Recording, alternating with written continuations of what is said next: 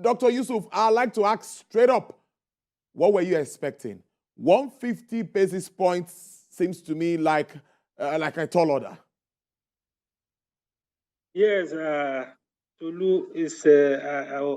I'm actually shocked. I'm here to recover from the shock of the announcement, because really this is going to hit a lot of investors, and it's going to hit them very, very hard, because the situation is already extremely very, very difficult, particularly because of issues of forex scarcity, issues of forex depreciation, issues of the cost of AGO, that is diesel, even cost of electricity.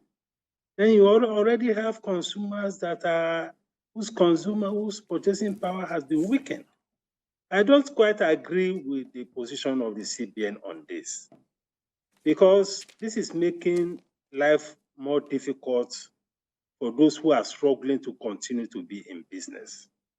And as far as inflation is concerned, I don't agree with the CBN that this is going to impact on inflation. Certainly not. Because it is the drivers of inflation that will determine whether this factor is a key driver or not. This is not the challenge you are faced with inflation. It's not about liquidity. The only component of liquidity that you can talk about is liquidity coming directly from the CBN itself. That's the ways and means. That's the most impactful component of liquidity that we should be talking about. And ways and means is not coming from the commercial banks.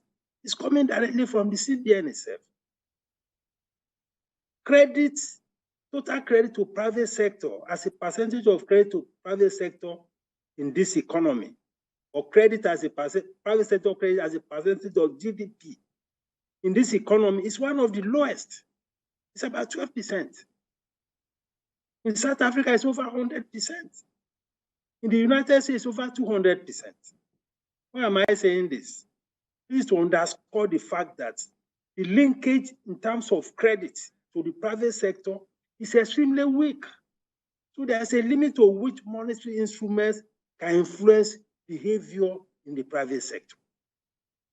So this issue of increasing MPR, tightening the CRR, is going to just make life difficult unnecessarily. The CBN governor... It will not achieve much. Dr. Yusuf, yes. The CBN governor mentioned that for inflation being at 20.52%, I beg your pardon, at the moment, and MPR still at 15.5%, he says we are still even behind, that we should be far ahead of, almost close to inflation figures. So he's saying that he cannot even promise that if inflation continues to increase, he's saying something like they might continue to increase this rate. What will happen to businesses? You already talked about investors now. No, the thing is that this will do a lot more damage to this economy. That is my own take. And that is even the position of the World Bank, advising all the CBN central banks across the world about the need to be very cautious in the way they increase the interest rates. It's even more so here in Nigeria.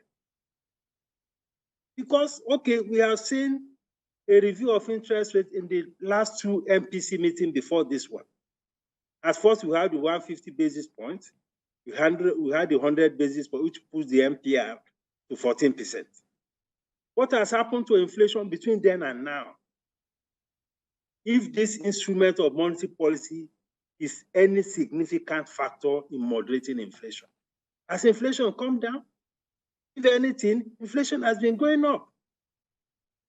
Now we are coming with even a much tougher position by another 150 basis points, pushing MPR to 15.5%.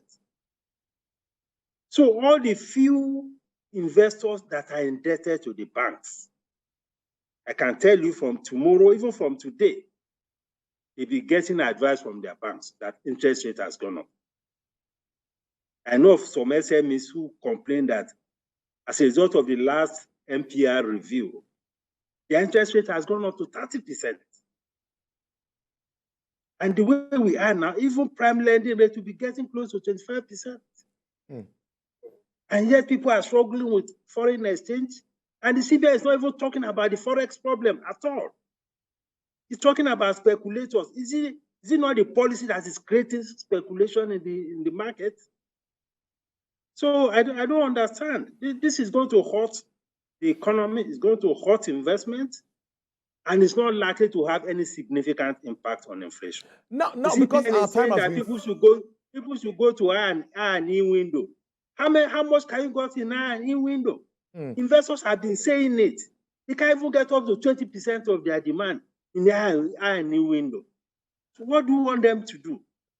Dr. Yusuf, our time is clearly far spent because the central bank governor stayed, answering questions. But let's wrap up on this note. The CRR at 32.5%, and they're saying that the banks must comply with this. That if they don't, the central bank is saying they will debit the banks. And they're saying this will definitely have a positive impact if the banks really comply. I'd like your reaction to that as we wrap up the show.